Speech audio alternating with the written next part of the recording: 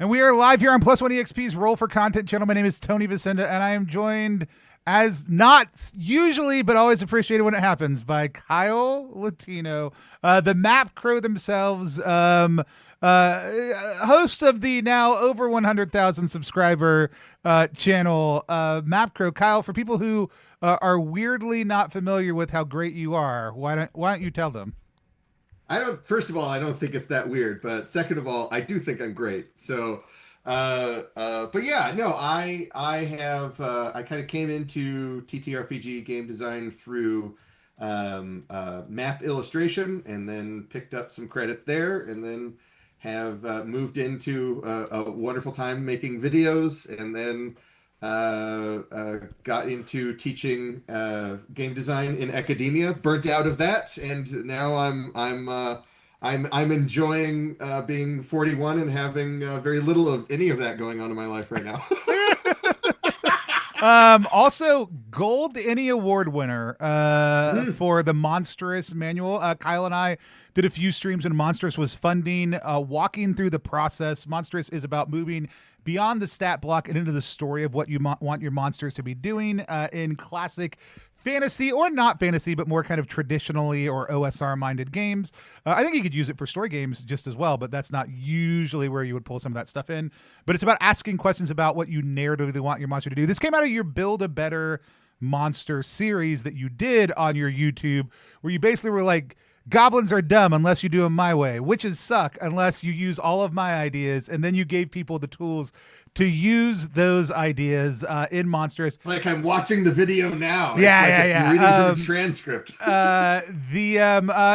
I'll make sure by this time next week you can buy those on the Plus One site.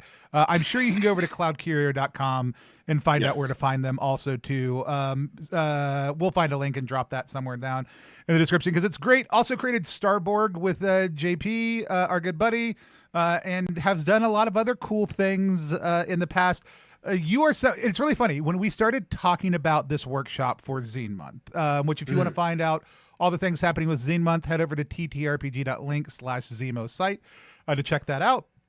When we started talking about this workshop for learning, you said, oh, I want to talk about book maps. And my just base assumption, given who you are, was talking about how to put maps into books really good. That's not what a book map is. You want to tell people a little bit about what we're going to be talking about in today's workshop? So a book map is one of the most boring things you could really imagine. It's just kind of making a mock-up of your book, going page by page, and then writing in like, NPC descriptions here, big beautiful map here, and just so you know what goes on each page of your zine. Oftentimes we do it in my collaborations. We've done it before we've even started writing, and we'll talk about why that is. But it's sort of like it's making a checklist. It's to make sure that you're not producing too much of the wrong kind of content or producing a bunch of art that you don't have space for, that kind of thing. It's a very boring but quick, easy to do pre-planning thing that's going to save you lots of trouble. So yeah. And I was really excited about this because if folks don't know, we put out about 40 games a year at Plus One EXP. 28 to 33 of those on average are zines. They are zines. And when we get pitches, a lot of times people are like, well, how many pages do you think it's going to be? The overwhelming answer is, I don't know. Or a number that is not accurate. Or more oftentimes, the most common thing is, it's this many words or this many pages in a Google Doc, which is fine because we are pretty good at knowing about how many words. Unless there's anything other than words, it's great. Yeah, transfer, but it doesn't give us what we need. So I was super excited about this because it is really practical for us to give people on our team, the creators that we're working with, a tool and a resource to know, like, actually, here's how you can start thinking about that stuff from design. It also came up in a conversation with Mike Martins, who's going to be doing Mike's writing some sort of manifesto we're going to talk about in a couple of weeks also too. Yes, the Americans will use anything except the metric system. So it is like, this is such a practical tool. Like for Zine Month, I was super excited, even if it's not about the other kind of maps you make that I love. I'm very excited that Well, this is still there's map. hours and hours of material on that This is map core, but it is a different type of map core. And so super excited. If you're out there watching right now, let us know any questions you think you're going to have about the topic or just where you're watching from. Lap and Blaze says really excited for this talk. And then, yes, that guy was the one who said Americans will use anything but the metric system. I'm super excited about it. I think I'm mostly going to get to fade into the background during this, but I'm going to be the voice of chat. I'll be in your ear the whole time, walking you through it. But why don't you go ahead and hit screen share, and I will flip us over to our other view and kind of let you kick into it. Let's kick into it. Let's kick into it. Boop boop boop doo doo doo. So yes, do you want to full size that? There we go. That looks beautiful, beautiful. It's a lovely color scheme for this year's. Another fun thing. I'm going to pop it back up because I did say this, and I'm going to say it live. So Robin Vecta, queer Filipina artist, made our logo for Zine Month this year. We do a different one. It's the first time. And I loved the red on that. Then Johnny, our lead artist, put together all the textures. I was like, that's so much red. It's so aggressive. Who would ever use that for their branding? And then Johnny popped the MapCrow logo on for this one. And there is no color correction here. We just stole Kyle's branding for all ZiMo stuff this year. So. In the biz, we call it thumb stoppers, right? That's what it's all about. But it's I didn't invent red. I can't really claim credit for it. But so real quick preamble before we get started. Zine Month is really important to me personally because it's how I found my home in TTRPGs as a creator, kind of moving from sort of I love TTRPGs to being a TTRPG creator. It couldn't have been more fun, and it was in back then it was called Zine Quest. I think it was Zine Quest 3 in 2021. It was, and I did a little book of maps called. Oh wait, can I do it? Can I do it? Can I do it? Hold on. Yeah. You did a little book of maps called The Old Roads. Was that pretty good? Was that a good old road? It's much lower. Is it The Old Roads? Yeah. And that's what it was. And all it was basically 12 different maps, and each map came with 2 different D6 tables and 2 NPC portraits, and that was it. You don't have to, if you don't like writing a lot of words, you don't have to do that in order to get into this space. It's very approachable, and I went with a print-on-demand printer and just kind of figured out how to do everything myself. And I'm so glad that there's now much better guides and much better tools online to help people kind of do that for the first time.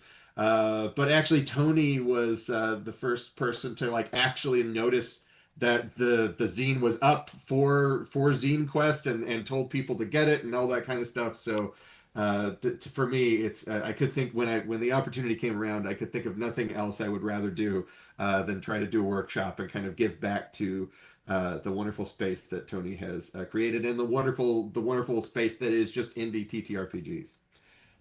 So enough of that saccharine nonsense. So yeah, we're talking about zine planning page by page, making a book map. So why would anybody want to do this kind of thing?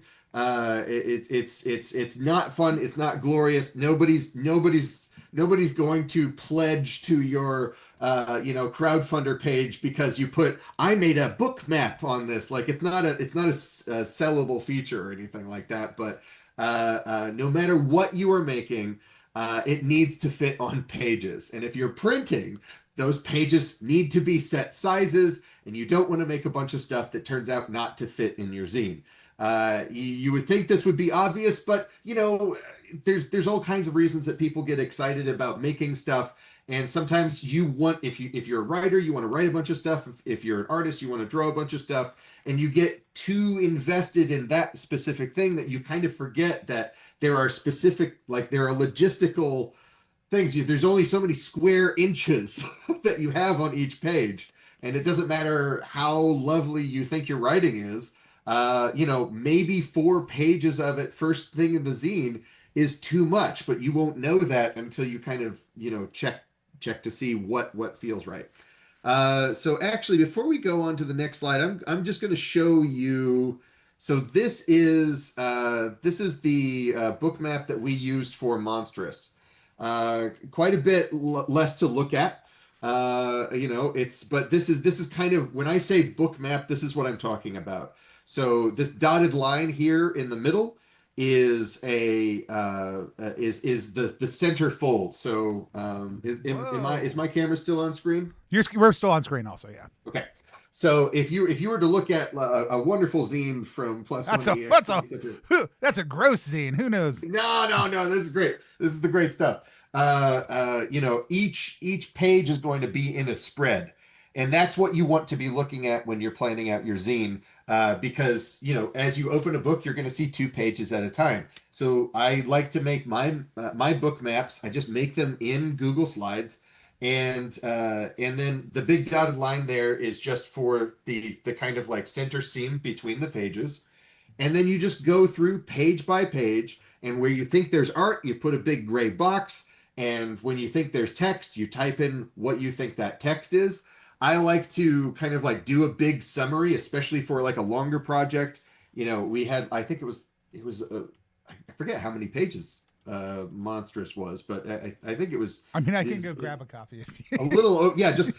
You'll be finished counting by the time we finish the stream. Theoretically, they're numbered, right? Like theoretically, you'll put numbers in the bottom. I would be surprised if Amber didn't put page numbers on it. I mean, it's got to be like 124 or something like that. Right? I feel like it's closer to 150, but like 96. Okay. Yeah, I may be thinking of the place your bets version. now, chat. Yeah. For placing bets. Everybody throw out a number they think it is. So that way I can kind of like, if I put this kind of big summary text at the bottom of the page in bright red, I can still read it in the thumbnail view in Google Slides as I'm going through. So if I'm looking for a page in particular, then it's really easy to find, but you can do it in any way you like. So when I say book map, that's what we're talking about. And sometimes your book map is this. Sometimes your book map just says something needs to go on these pages. I don't know what it is, because you have to fill pages and multiples of 4. But let's go back into the order in which we're talking about things. So step 1 is just a rough outline of what is going in your book. So after you have an idea of what kind of zine you want to make, write a short list of everything you want to put in that zine. For example, a dungeon adventure needs some common elephants. It needs like an adventure overview. It might need a couple of maps. It needs some monsters. It needs some magic items. It needs NPC descriptions, and so on and so forth, right? You've seen it. Maybe you're not making a traditional dungeon adventure. You'll need different stuff. But whatever it is, the first thing you should do is just get in your sketchbook or on a blank TXT file. Just make a bulleted list of all the things that you'll need. And if you know how many NPCs you'll have, just pick a number out of the air. Say like, oh, I need at least 4 NPCs for a 12-page zine or something like that. That would be quite a bit. Then if I have 4 major characters in this, do they each deserve a whole page? Do they get like a half-page illustration of them, and then the bottom is the bio, and then you got to cram the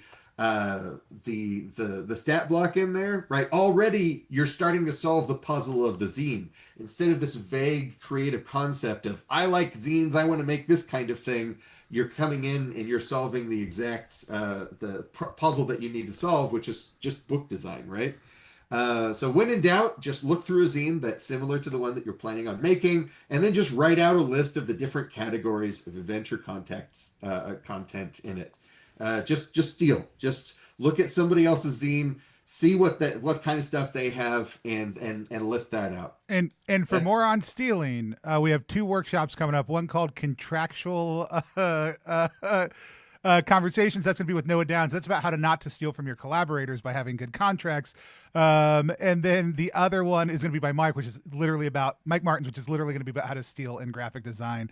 I love it. To settle our bet, we were both over. Yes. Companion Wolf was pretty close, but also over. The person who nailed it was Quinn Blackwell, one of our staff members, who says it's a touch under 100. I live in that book, and that does not Yes. surprise me because Quinn is a huge narrative design wonk, and so. Companion Wolf said Google Slides is your tool of choice for book maps, or is there another software that you might recommend? So you can use whatever you're comfortable with. I like Google Slides, and we'll go over that in a few Google Slides. But also, it's because I as a professor, I had to use Google Slides a lot. So it's just what I'm used to. It's very fast, but that's a great question, and it will be addressed in due Cool. time. So the next thing is you want to pick your page size. This is, yes, you do want to do this very early on, as soon as even before you know how many pages you're going to have in your zine, you should pick the size that you're going to print it at, right? So, whatever printer you're planning on using, even if you're planning on stapling together all of these zines yourself, that whatever comes out of your printer, that is going to be the page size. Do you have a favorite page size? Like zines are classically digest, A5, sometimes statement. Yes. Like what's your favorite size? I am a big fan of 8.5 by 5.5. 8.5 I digest. yeah. So the half letter size, whatever Half that is. American letter. Yes, that's right. I like it because when if you release this digitally, it makes it easy for at least Americans to kind of print this out and staple together their own if they want to. It's also fine for Europeans and vice versa, just so people know, because a lot of people will say A5 half letter, it's the same. It's not. You can see the book in the back here is digest. It is taller. It is also slightly less wide. They have almost identical page space, but they are not actually the same. So pick the one you're gonna use. Go and I would just go with whatever a print on demand printer you're going to, and download a template and just double check all that kind of stuff right away. But yeah, just pick something out of the air. But yeah, some half A4 or half letter is really great because it makes it accessible for people to print off their own copies should they so choose, just from your PDF. So the next thing is you set up your bookmap document with a two pages wide, so that you can see the double page spread, what the double page spread will be. So when you have, a page like this open, you can see, in this case, we have like two different ideas. We're kind of ending one section and we're beginning another section. But sometimes you will want a spread to be all of the same information. Like here are all the NPCs. It's a gorgeous spread. This kind of like header goes over both pages, and you have kind of like a symmetrical information and all that kind of stuff. You want that bird's eye view. You want to know, if you're printing a zine, you want to know what the printed product is going to look like. And when people open a book, they see two pages at once. So that's why I do it that way. And if you're working in Google Slides, you can change the size of your slides by clicking File, then Page Setup. So we'll just do that together as a little thing right here. Can you see the drop down menu? It's small, but we can see it. Yeah. Sure. So yeah, you just click File in the top left, and then go down to Page Setup. And then here, you would just set this up to be custom. So I'm not going to change it right here, but normally slides are going to be set to like a screen appropriate ratio. But you can set it up to inches. You can set it to centimeters if you're printing A4 or whatever you want to do.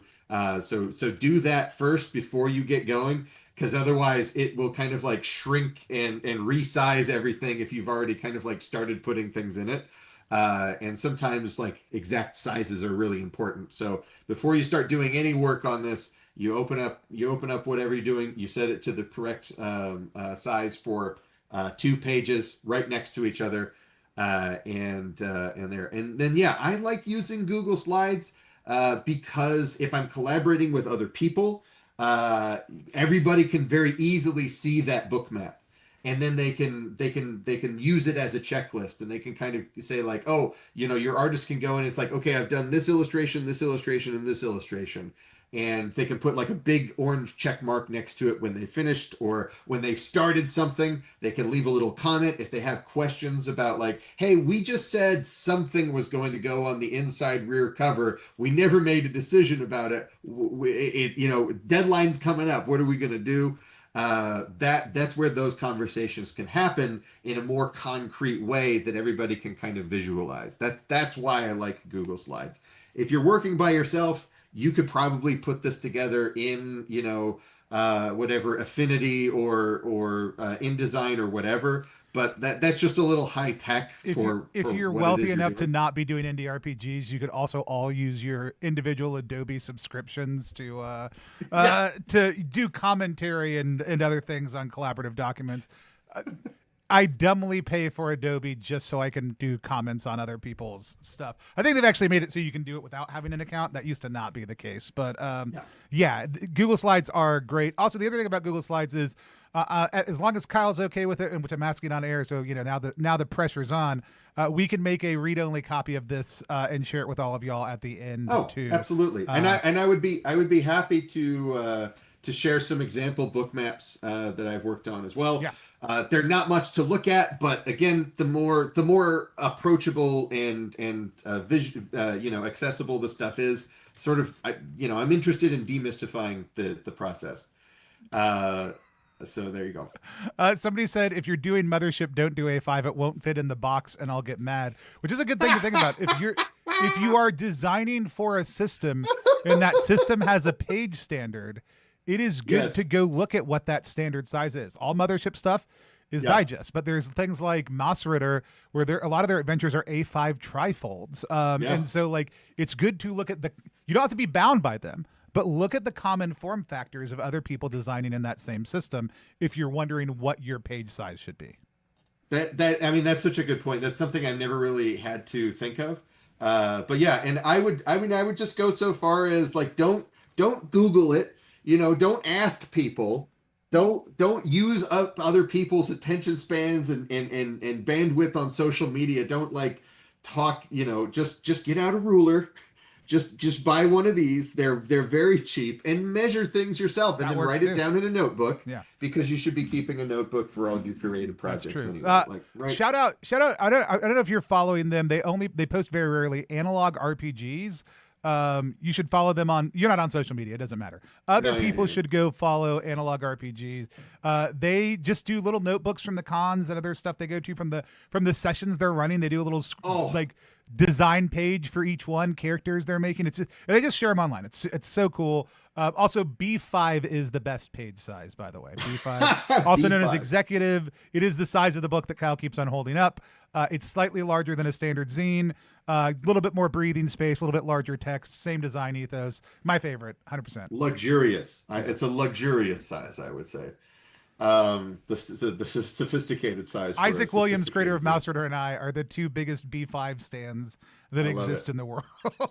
Yeah, so yeah, work to the standards that you want. What was it that we were saying earlier? Oh yeah, I mean, just as a complete tangent, there have been like a couple of people coming out of the woodwork, like printing their own like strategy guides to like classic video games. That's a really cool zine idea.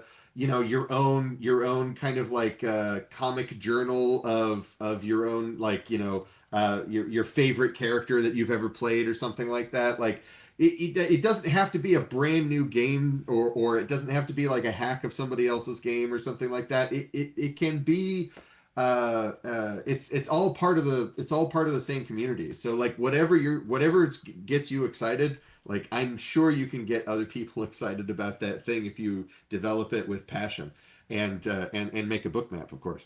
All right. Um, So yeah, the next thing you want to do is you want to go through and block in your content now that you have everything set up to the proper proportions and page sizes. You got your big dotted line going through the middle of your page. So you want to go through page by page and just write a few words describing what you think needs to go on that page. And this is where it gets real. This is where you have to decide, and it's just like, it doesn't matter if you wrote, 10,000 words about, the world building of your dungeon. It's just like, are you I mean, and it's at a certain point you have to say, if most of the page count is dedicated to the background, is this gameable material, or should I kind of rethink what it is I'm passionate about, right? If the thing that you're excited about is that thing, then you don't have to worry so much about making all this gaming material. Like, you can make whatever you want, but it's just like, at a certain point you'll get an idea of what is the main idea. What are you excited about putting in here? If you start typing in a description of something that goes on a page, and you are already sighing because you're not looking forward to it, maybe there's a reason for that. Maybe it doesn't belong in that zine. I don't know. That's up to you. But that's where you start to get a feel for it. And you're just working through that list that we made in step one, and you're going through, that's what you're drawing from, right? If you think you need art, you should block it in where you think that art needs to go using rectangles of approximate size. In Google Slides, you can click format options to get the exact size you need. So like, I know if I am doing I'm going to just make a little thing right here. You can either right click and go to format options, or if you have it clicked already, you can click on format options, and you can change the exact dimensions that you need. So if I'm working on a page that is 5.5 inches across, and I want to do a half page illustration off the top of it, I also know that it is, what is it, 8.5 inches tall. So half a page of that would be 425. So, and there you go, and that is it, and you just double click in here, and you'll say the picture of important thing, right? And this is the important thing. It better be important if you're taking up a whole half a page on this, right? So yeah, it's as simple as that. If you know the dimensions of what these things are, and if you kind of work in half page sizes or quarter page sizes, it's really easy to visualize, and things can change later, but at least you're budgeting for that space, and you have a visual representation of how that's going. The other thing is, for staple bound printed zines, all total pages need to be, when you total up all the pages in the zine, it needs to be divisible by 4. And this is so easy It's to true. forget, right? So the reason for this is because if we were just to look at just the cover of this wonderful Into the Void, or Through the Void zine right here, uh, this is what's happening, is they're printing everything out on one page, and then it's getting folded in half. So not only do you have two faces from this single sheet of paper, but you also have the inside of both of those pages, right? So every single sheet is actually producing 4 different pages. There is no physical other way to make a zine if you are stapling together pages in this way. Now, if you're doing some weird like Coptic binding or perfect bound thing, it might be a little different. You could get away with weird numbers, but for the most part, kind of the standard way to do this is a staple bound zine. So There just are plan that out. Yeah, there is a slightly different way that sometimes publishers or other people in publishing will ask this question. Sometimes you will hear the request for a page count. That is oftentimes meaning interior pages. Sometimes you will hear a request for a sides count. That is, how many sides of the paper are you using, and that will include your covers in that total, which is dumb because it's just, the answer is 4 different. Like, it is, but it is Yeah. one of the things that sometimes people will misstate because they don't know if somebody's asking for sides or pages. But sides is all inclusive. It's also fine to just be like, this many pages with cover, because you'll answer the question correctly no matter what. Yeah, it's as simple as that. But you do also need to. I put the covers, the outside covers and inside covers on my book maps anyway, because You should. you're paying for it, so you should put some cool stuff on it, right? Okay. And then finally, when you're using the book map, I like to use my book maps as a checklist to track my progress. If other collaborators are doing the same, they can this can be a communication document, and then you have like record of exactly what people are talking about on exactly what page, and it just saves a lot of ambiguity. Um, and then don't be afraid to deviate from the book map. Just remember that no matter what you make, it needs to fit a specific space. And it doesn't matter what you've typed or what you've drawn. If you're not wrestling with the puzzle of what goes on which page and how big is it going to be, you're not really designing a zine. Those that the zine design questions are those questions. So yeah, that's once you've done this, it doesn't take all that long, especially if you're only doing like a 12-page zine or something like that, which is a great place to start. Start with smaller projects if this is your first one. Um, it's not going to take you long to get through this at all. And even if you're doing a giant project that's like, close to 100 pages or something like that for a hardback book or something, it's still good to make this, even if it takes a little bit longer. But you're not writing it out. You don't have to really decide too much about what's going on each page, but perhaps this would be better demonstrated by kind of going through one of these book maps. Yeah, let's do that So in a second. Also, if you have questions, now is a great time to drop them in. now's a great time. I'm I'll just also kind of throw one out. riffing now. I'll throw it out to start. Is a book map better used for point crawls or hex crawls? Like if you were going to work your way through a book map, would you be doing a hex crawl, a point crawl, or some other type of crawl? If I could find a if I could find a print-on-demand printer that printed hex-shaped pages, You would do a hex then crawl? we'd be talking. But It as could it be a is, I think Stygian library crawl. yes, I think it works best as a point crawl. But yeah, so we kind of went through and just kind of like talked about what was going on each of these things. And in this case, the reason why there's only stuff on one half of the page is because I kind of expected these subjects to take up the full spread. And that may or may not be true. But once we got to the actual, so this is here. This is where we did our first kind of category of monster right here, which was brutes. And you can see up here, I am talking about let me get my, it's been a while since I've done that. Can you see the cool laser pointer Yeah, we effect can. thing? Good job. Nice. It's like you worked in academia. It's almost like that. It's nearly like that.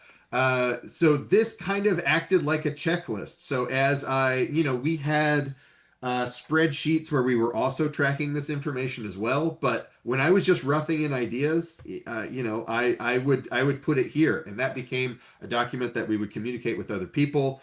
And then we can see here what headings we're using for each of these as well, just to kind of like start talking about that. I don't think I added that. I'm pretty sure a different team member was kind of like calling out the different header types. And then you can see there's even some writing that's happening on here. This is not final writing. I don't think these words were ever printed or anything like that, but it kind of like it became really easy rather than just like make an extra Word document to link to. When I was talking with Kenny and Sal about creating this stuff, this just became this living document where we would kind of kick ideas back and forth before then the writing would get kicked off, and then whenever somebody needed to refer back to, well, what's the big idea, they would just go back to the book map, because that's where that communication was happening. Again, did this become the brutes spread eventually? What type of yes, monster was this? So yes. So this was that the became spread. that becomes Perfect, right? Which we can't easily side by side here, but you get the general idea. Yeah, that's where this goes to. the full monster art. So like this Any text award-winning right game design. That's how it happens, right? Well, a book design at the very least. But you can also see back then we thought we were going to put text over the full page of monster art. We ended up changing our minds on that because once we started seeing it with the art and the layout, I think I threw a little fit about it. I was just like, "Why am I drawing all this if we're putting text over it?" I'm pretty sure that I said it exactly like that.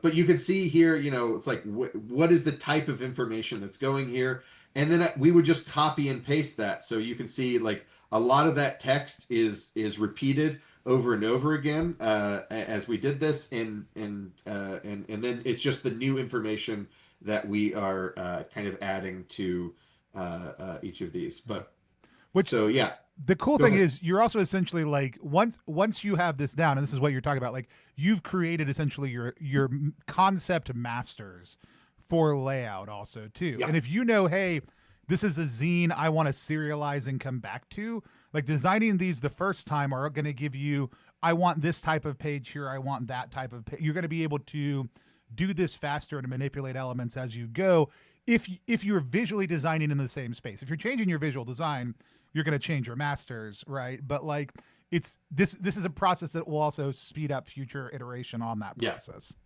And frankly, I'm a big fan of coming up with a template for a certain kind of page and then sticking to that Mhm. because every time when you start a project, you start with an infinite possibility space. And the more constraints you can add to that, the more it saves you from having to consider every possible decision over and over again. So in this case, we did this. We decided to do, basically a quarter page portrait format spot illustration for our monstrous forms. And then you can see we repeated it, and nothing. We made sure that none of that text ever went over to the next page. We had exactly that. So yeah, this is a great example of what that ends up looking like. So we ended up changing the dimensions a little bit. A lot of things were in flux, but we had a pretty clear idea of what things were going to look like. Um, and you can even see some of the design conversation still happening here with some kind of like basic ideas, just because it was easy when I had a moment, I could just jot down some things. And then here it just says Brute's tables. We had no idea which tables were going to go on there at this point. We were like, let's do the fun stuff first. We know that we're going to put a bunch of random tables on there. We'll figure it out later. And That's y'all's fairly tables easy. pages are actually do one of my favorite things in the book. And it's because like some of them feel very classic like roll table, but every single one of them, and there's no good way for us to get this. Go buy a copy of Monstrous. They all have a single monochrome, like they have one table with Yes. a monochrome monster like image kind of laid over the top of it, and it's totally breaking like it looks good, it looks consistent, but it's also you're putting a layer on there that is very rare to see in visual design of we're going to drop a monster on here, but it becomes a consistent hallmark of each of the like tables pages having one of those, and you're just using that front little section for text. Even when you get to that point, you know, like, hey, this table is going to have monster art here, and so the text needs to go in this much, whereas the rest of them are going all the way across. But it creates a really intentional effect that makes the book feel a little bit more alive also too. It's not my favorite part of your book, but it's one of the favorite intentional layout choices that y'all made in the book that always stands out to me. Amber is to thank for a lot of that. Amber is great at information and instruction design, which is sort of like an extra sort of subset of skills inside of graphic design. Yeah, I think Amber actually has a degree in it, if I'm not mistaken. Although it might just be in project management, which is also a great thing to have as for a team member. But all that to say, yeah, this is a great example of what a book map can be. It can be very vague. It's like I know the tables are going to go here. I'm going to write the tables, and we'll figure out what exactly goes on them. But we knew we wanted tables to kind of wrap up every section of this. We move on to bugs, and there's a lot of repeat. as you go through here. And it's not terribly exciting, but that's what happens when you come up with a format you can just iterate on, and you're just thinking about what new information fits into the same shape of page. So Yeah. now we can look at the Starboard Player's Guide Ooh, book do I map. need to go grab that book now? No, that's it's fine. But so yeah, and here you can see I was putting down the due date just so I could keep track of it. So I put all kinds of information in these book maps. But this was a document that JP and I kind of went through. I worked up the book map, and then we went through it together step by step before I started writing the design for it, and before he started doing illustrations for it. So I put in kind of some examples of the West End Star Wars books, just because I was like, hey, he was going to do all the graphic design, and I was like, hey, if you want to pick fonts from this, or if you want to like pick some elements from this, that would be cool. It was his decision, but I figured like, oh, I just put in some visual reference. But I did that because over here on the left, oops, over here on the left, there's really nothing to go here, because as you're laying out your book map, the first page in this case, which is the outside cover, the outside front cover, is always going to be on the right.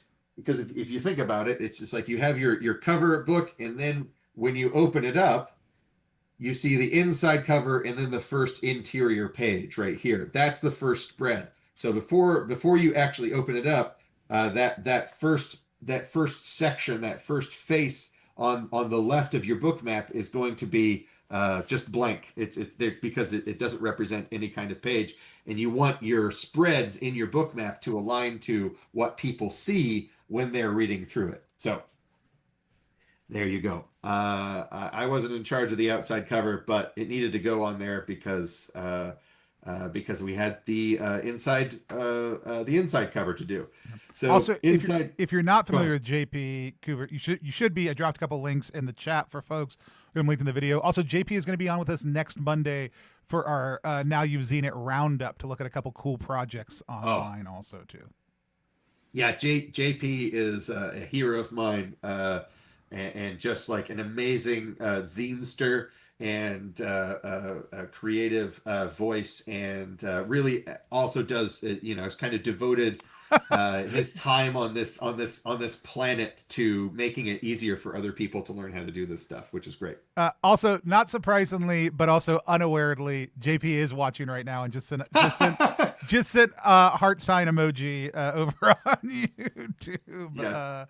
Do it. So yeah. Yeah, surprise JP, I'm showing off the book map for Starboard.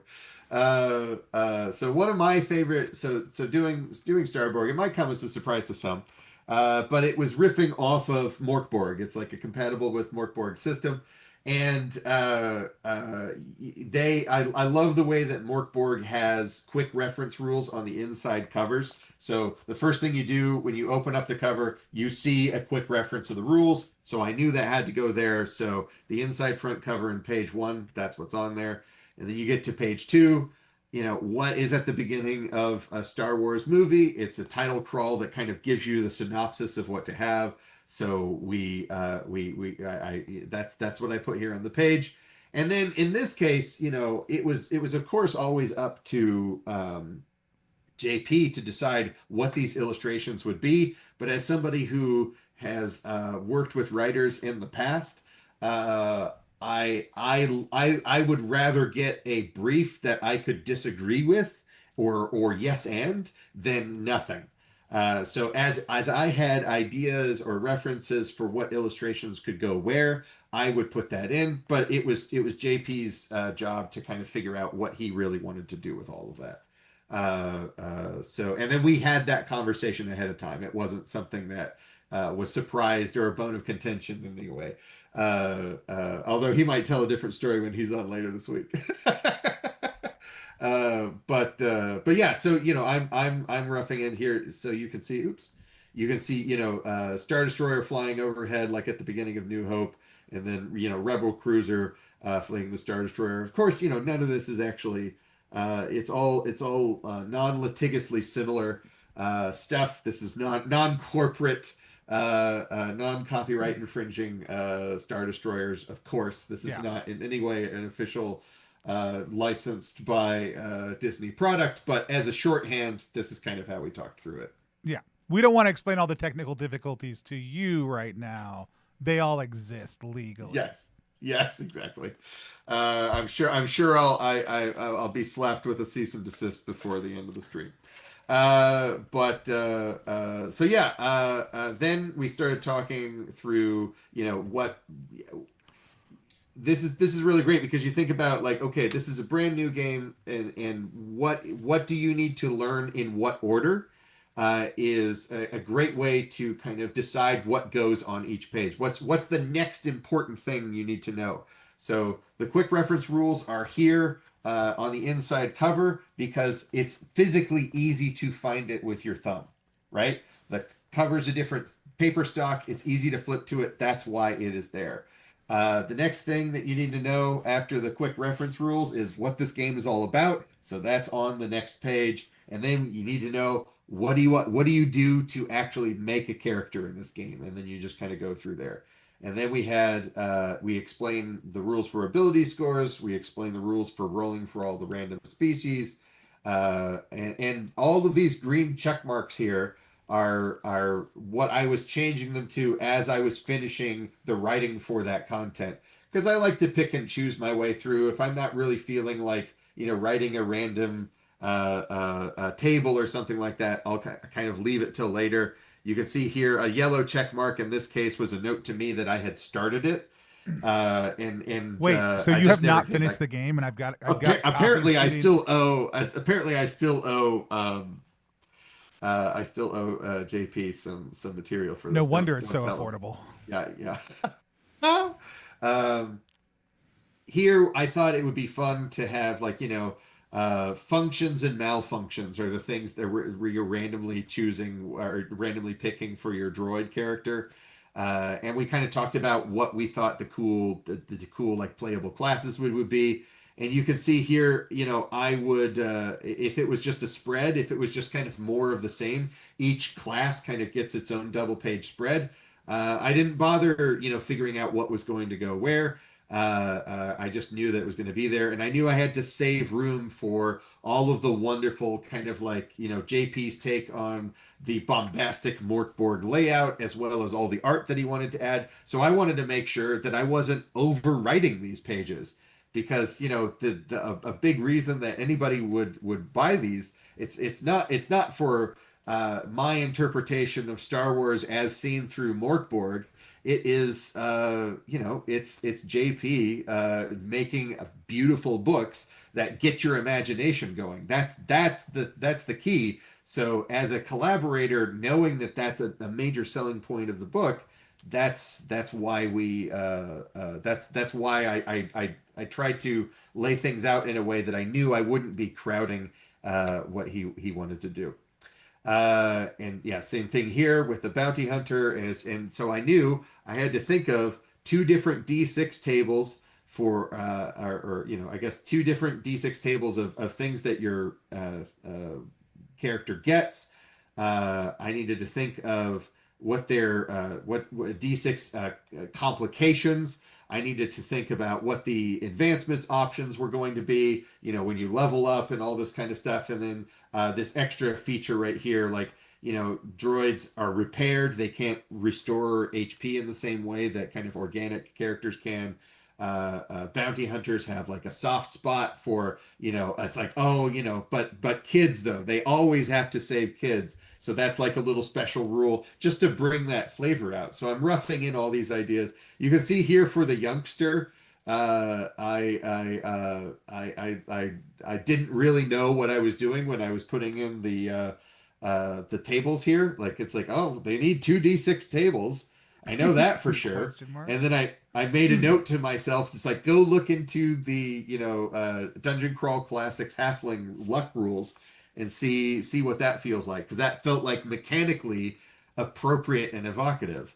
So this is a working document. Like, it's not really design. It's sort of just like, okay, what do I know? What is the information that I know needs to go here? So yeah, so then we get here, we get past all the classes, we get into this, and this is even less detailed. It's a D10 table of why characters are doing this, and then I'm putting in some ideas for what this is, and apparently again, according to the color code, I never actually wrote those pages. I'm so sorry again, JP. Uh, More than likely, I just never came back to change the colors because I had written them, and that he already had the text copy, but he might tell a different story.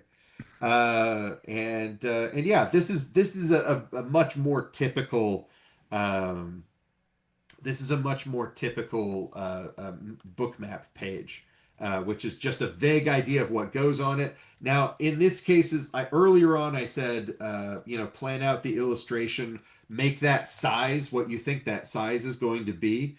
So if you think it's going to be a half-page illustration, in this case, I had no idea what that illustration was going to be, or what the font choices were going to be, or anything. So I just made sure to put that information always in the same place on each of these pages. So yeah, these Well, what does a red star mean? What happened on very these exciting, pages? very exciting stuff, right? What a piece of junk. So the red stars were an indication that JP was going to do those. So these are the kind of like the character sheets for the ship. And so a lot of that was going to be stuff that he was going to lay out. He was going to generate that stuff. It wasn't stuff that I needed to do. I'm pretty sure that's what the red star means. So because there JP were could only confirm or deny right now. confirm or deny. Uh, uh, but yeah, yeah. Here we go. The character sheet again. JP designed this. I again, I'm kind of curious as to what we ended up putting here. But the question mark means I know the ship needs a ship sheet, and I know it needs an introduction to making a ship, and I know that the character sheet needs to fall on that page. But I didn't know what needed to go in between. But something needed to happen there, because if the ship sheet is on the right side, is on the right page on the spread, I wanted the character sheet to be on the right page on the spread as well. I mean, So I forget what we put in here, but it was so something or other. this is the thing Mike has talked about in some of on his design workshop, Sure. like beginner's guide to design, everything you're afraid to ask. We've got in our workshop series also, but also like some people will decide in their book maps we want, and this is true for Monstrous. I'm pretty sure like every section starts on the left hand side, right? Like some Yeah. people will decide that. Other people will just be like, it doesn't matter. We're just going to keep on. That's either design choice is fine, but like that is a choice you might make, which means that you're going to need to push things around in your map and put question marks in order to get to that final effect also too. Yes, and if I might weigh in on this a little bit, I think when you're making, especially if you have rules, or if it's an adventure, if you're doing other things, it can be very different. But if you're making an adventure text, or if you're making rules for a game, as much as this is a creative outlet, this is also a reference manual. So the more easy it is for people to just open it up and kind of tell where they are, what kind of information is there. It's one of the reasons I really like standardized formats for stuff like Monstrous, is because it's a workbook.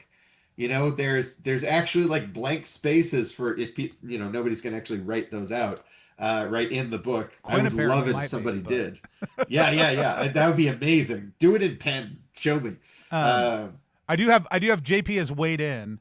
oh, Yep, character sheets didn't end up in the actual book. Those pages got filled up with Kyle's rules writing.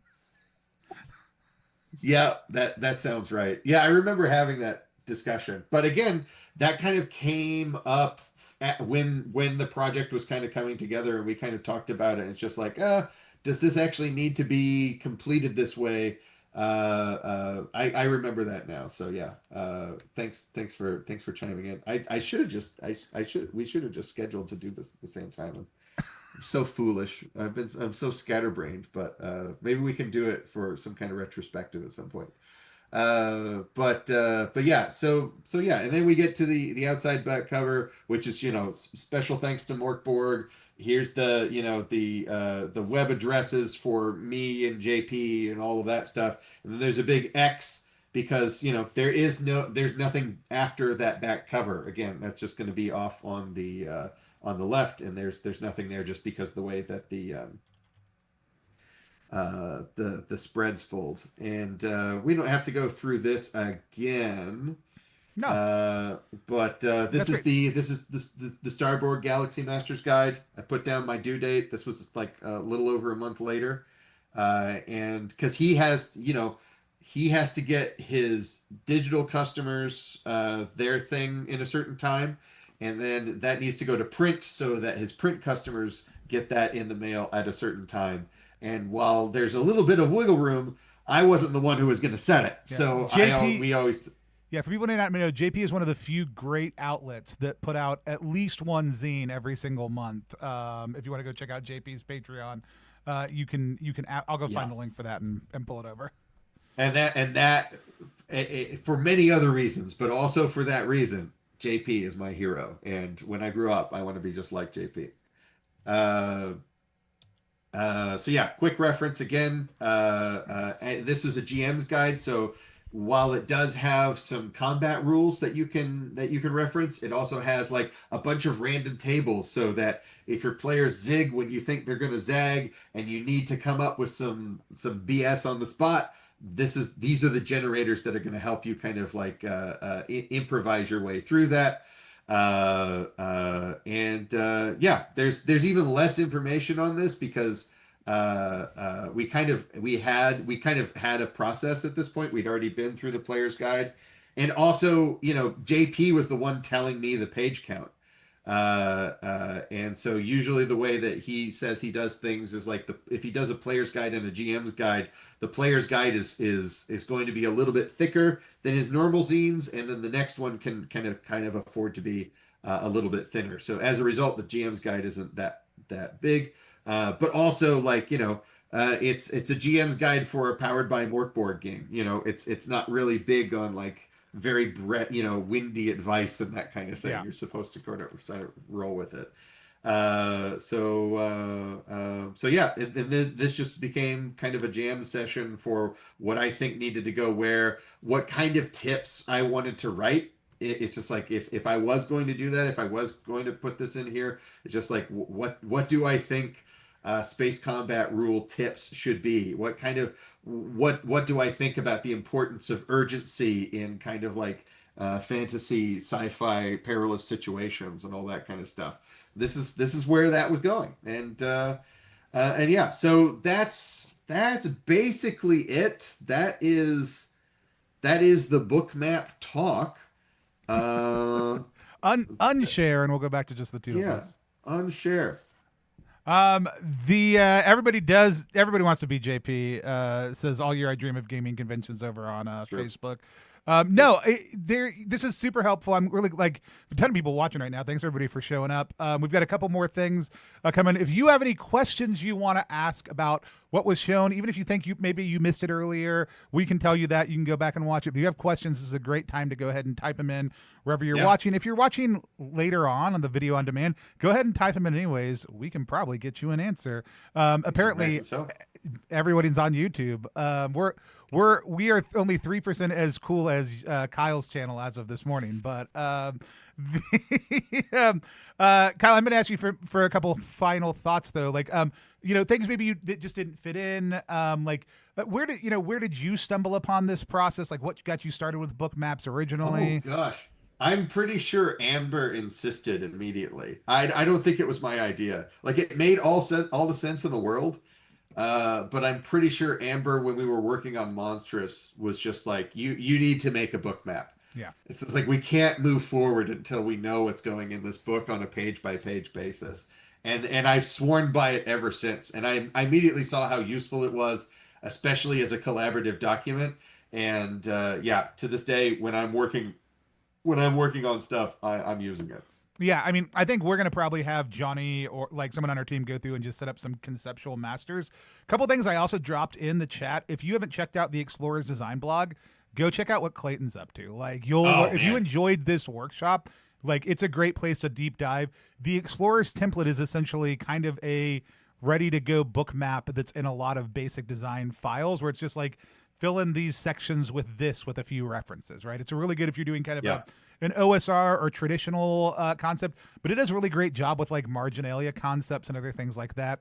Really easy to pick up. You'll learn a lot about making and breaking the grid and some other basic things over on Clayton's blog. We're going to try to get them on for something this month also, but they are busy running the bloggies this year. And Yeah, so, well, it's just um, busy fellow. Yeah, uh, no, I adore Clayton, and I am also very grateful for their support in the space and making it easier. But yeah, another thing is like, similar to if you're trying to fill out the stuff you don't know what kind of information you need for that list in step one. Again, just steal it. Just, if it's like how to write NPCs. This is a great example. An NPC is about a quarter of a page, and that's really all you need. And am I using the just full low key model on there? Does it have had to invoke at the bottom also too? it has an incarnate. Incarnate. Yeah, Yeah, yeah. yeah. So Which yeah, is how you play it at the table, like what you do mannerism wise to drive that NPC forward. And exactly, so right. So whatever game you're creating for, even if you're creating your own game, like pick one that's similar to yours and then see how much space they use to convey the kind of information you need and then just copy it. And if you want to change it as you're writing, it's just like, "Oh man, I have so many more things I want to say about these weirdos." You can change your mind later. But that probably means you need to start cutting stuff, which is also that's really important. You don't want to bloat this out with too much information. If your characters, if your NPCs are twice as many words as what is in Through the Void, that probably means you should have half as many NPCs because it's just how much of that information is going to be able to be conveyed. But only you can make that decision. That's just a little suggestion from me to you. we've got a great game coming out for next. I mean, every month there's great games that come out for Zine Club. By the way, if you want a little mini Zine month in your inbox every single month, go to RPGZine.Club. We put out two great games Amazing. every single month. One adventure, one story. Check them out. Kyle was a longtime member. I don't know if you still are because you moved to Ireland or not, Yes, but I have now. There's a lot of things I had to say goodbye I mean, to. I don't know if you know this. There's a digital subscription level, but it's fine. Did you not know that? You could just switch to digital. to me, zine means physical things, and I'm just thick. So yeah, Yeah, I no, did no, not it's know fine. that. It's fine. I mean, we could also just ship them to your parents' house and they could bring them over or whatever. It's fine. Esther would love that. We also are going to start doing an annual end of year release of here's every single zine release through Zine Club this year. You can get them at the same price all at once, too. Just FYI. All things to know. But you go to RPGZine.Club to check that out. But Begin Again is a belonging outside belonging game, which I know you and I both really enjoy as a Yeah. system. I think it's a super underrated system. I was shouting about how much I love it after watching Heaven and the Dust get played on stream. It's called Begin Again. It's time loops at the end of college. Like as you're about to enter into the real world, time loops start happening. It's one Wow. of the leanest, sharpest belonging outside belonging games I've seen come out. It weighs in at less than 44 pages, but Johnny's layout on it is all like the writing was super consistent. So it was really great to be able to then take the playbooks and make a really concise, sharp, like layout mode that hit the same elements over and over again, which diegetically for a time loop game also like very enjoyable to be like every Good. 4 pages has the same vibe with slight variations. A lot of really cool stuff. But yeah, it's there's so much value in being able to do this. The question Retrofit has is how do you file or organize your art? Their New Year's resolution is to completely reorganize their folders so they can find all of their OG art. Do you, as an artist, have a good way for organizing your own art? Digitally, yes. I mean, I will put it under like project titles. The truth is, I do not produce that much art that isn't for a project. So that's the easiest way to get organized So is this to this get is it for you. professional. You put him in one. You put him in Yeah, one of these, and then you're done. yeah. if there's a file called monstrous, and that's what it is. So like I mean, that's not what everybody does. But for the most part, like, for the last 15 years or so, basically, when I draw for fun, it's fun for me to make things that people see. So it's either a sketch that nobody sees, or it is a finished piece that kind of gets done. In which case, it's very very easy to organize because it has a home already. But yeah, there is just a crate full of my art in no particular order physically back at my parents' house. Awesome. Also, some of you might be tuning in because you were hoping this was Immaculate Misconceptions, our normal Thursday afternoon show. It's not. It was me and Kyle talking. Immaculate Misconception will be back in a couple of, well, as soon as Wes's computer is working again, is what it comes down to. Wes had to get some new chords. They're hard at work on things still. Quinn and Wes will be back soon.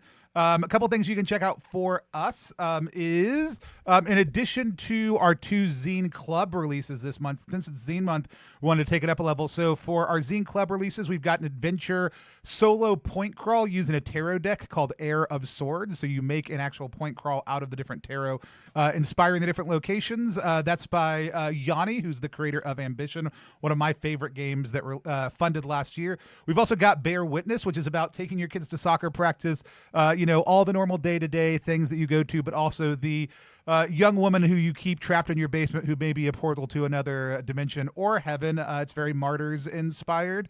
86 with is a solo game about losing your passion by Wes Franks. It's very, very beautiful with the layout by Mikey Raymond. A very classic cookbook. If you've ever worked in a kitchen because you thought you'd love being a cook and then ended up not, great. Like this is perfect for you. But anybody who's been passionate about something and had to deal with the reality of doing that passion as a job, so we'll much find cool stuff coming out. This is awesome. It's what we do. And then the quick start for Soothe Wardens by Navarre Jackson is up. It is about you being intrinsically paired with somebody else and fighting monsters from the other side of the veil.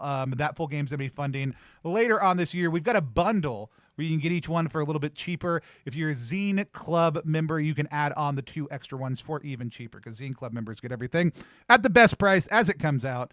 Other cool stuff we've got coming out I'll drop that link in just one second. We've got a stream coming up. Like I had mentioned, the date on this one is wrong, called Contractual Considerations. This is going to be looking at a lot of the conversations that have been floating around over the last few weeks because of the issues at Steve Jackson Games, Jazeba's, Brand Fox, all those things. We're not going to dive super deep into a critical analysis of that. We are going to talk about what freelancers and individuals should be considering as they're creating contracts. As a publisher, lots of times people come to us and say, hey, can you give us a contract that dictates how you're going to use our work?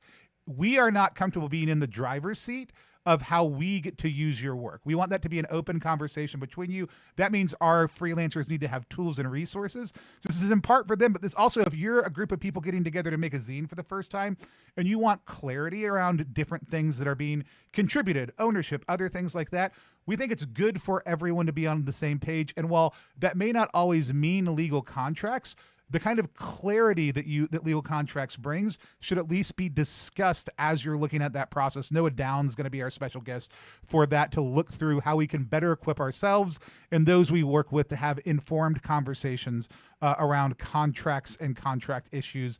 So that'll be, I know it says February the 3rd. I set fire to my porch last week. It's going to be next Tuesday. Also, no, it'll not March 3rd. It's the 17th of February instead. So that month is really correct. Good one. That day is not. If you want to check out that ZiMo bundle, if you've never ordered anything from Plus One before, you're going to get 5% off your first order also too, but I just dropped that link down and below. It should be linked, and all those titles are available individually if some suit your fancy and others don't. Or you can go to RPGZine.Club to sign up for Zine Club and get a bunch of cool stuff. That's also the best way just to support everything we do here at Plus One EXP, is to be a member of the club. If you are going to Dream Nation or Gamma or PAX East, we'll be at all those places in various forms and formations. We would love to see you there, talk with you, hang out with you. That's what we got. Kyle, if people want to find you, I know you're not on the internet as much as you used to. just in my DMs. Yeah, maybe just don't. Yeah. Yeah. No, you can still get into contact. I still use Blue Sky. I'm now posting like pictures of my 28 millimeter figurines on Instagram at MapCrow. But yeah, but in all seriousness, if you have questions, you can reach out to me at mapcrowkyle@gmail.com. Just be patient. I don't check it often because I don't really get contacted very often. But yeah, that probably Blue Sky would be the best place to reach me. Yeah. Falling Down Sober asks if they're already a member of Zine Club. Does that already cover all the zines I just mentioned? It covers the 2 that were going to come out through Zine Club. I'm dropping another link to just the 2 add-on ones that you can use. It also came out in your Zine month update email. But if you can't find that or aren't getting that, if you're not getting it, reach out and let me know. If you are getting it, it's linked in there. If you're not, that's the one that you want to use if you're already a Zine Club subscriber. And thank you so much for being a Zine Club subscriber. Also, go if you're not already one of the over 100,000 people following, subscribe to Kyle's YouTube channel. It's funny because Kyle didn't know it until right before we went live and saw that the number had crawled up to over 100,000. Which it's great. Like it is. So Kyle is one of those people who. I knew parasocially. We liked each other's work. Every time we hung out, I thoroughly enjoyed it, but that was at Gen Con once a year. And then Kyle was like, I'm leaving you and going to Ireland. Good luck. But actually being in Ireland, Kyle and I have talked more often than when Kyle lived here in the US. So it's been really great. Somebody I thoroughly enjoy. But Kyle's YouTube channel is seriously one of the few like academically minded like super philosophical reflections on art and RPG designs that I just find to be tremendously accessible still, and incredibly practical for people who want to sit down and run a game. If you're not, there's a huge backlog of stuff to catch up on, and you should absolutely go follow us. Quinn says the MapCrow YouTube channel is one of the big points for why they started making stuff in the space, and it's why they started making maps. Which I don't. Do you have a copy of Blueberry Wine? Did you get that before you? I don't know. We'll get you a copy of that eventually. It's Quinn's point. It's a trophy dark point crawl map drawing game where you go into this weird swamp and start exploring around. It's super sharp. I think you'll like a lot of it. I'll get you at least a digital copy. And we ship to Ireland. I'll stop shilling our stuff. Thank you, Falling Down Sober, for signing up. Also, too, if you're somewhere else in the world, we do a digital version of Zine Club. And right now, the thing I will announce is, Kyle, I've got good news. We are in the final processes over the next few months of setting up EU UK distribution. So there will be an EK-EU version of Zine Club that will have UK-based shipping, which means for where you're at, also not anywhere near as bad as America-based shipping.